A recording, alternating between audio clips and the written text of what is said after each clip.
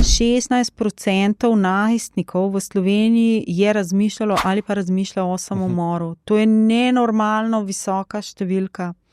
In hkrati mi nimamo družbe, kjer bi poudarjali družinske vrednote. Starši želijo pomagati svojim otrokom, ampak tak otrok v težki depresiji pogosto zapira se v sobo, se zapira v svoj svet, samo s prijatelji. Starše je na koncu strah vprašati, kako si, ker otrok reče, v redu, zapre vrata za loputne. Potem ta otrok vidi, da to ni v redu, mu ne gre dobro, v šoli se poskuša samo medikalizirati, poskuša z raznimi stvarmi, ki jih dobi na ulici.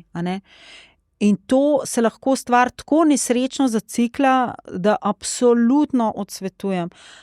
Najdati, iskati, prizadevati si za medsebojne odnose. Vprašanje, kako si, mora biti tudi empatično, to mora biti zadaj res zanimanje. Če vidiš, da se nekaj dogaja, ne se ustrašiti, če je človek zadirčen, če daje vtis, da noče imeti stika. Mogoče potrebuje ravno to nekoga, ki predre ta ovoj, ki ga je zgradil okoli sebe, ker ga je tako sram, da je drugačen, ker tako obupuje nad vsem, da si je zgradil zid okoli sebe, v resnici pa čaka nekoga, ki bo ta zid predrl. Ne za drogo, ampak z ljubeznijo, z medčloveškim odnosom, z tem, da je nekomu mar.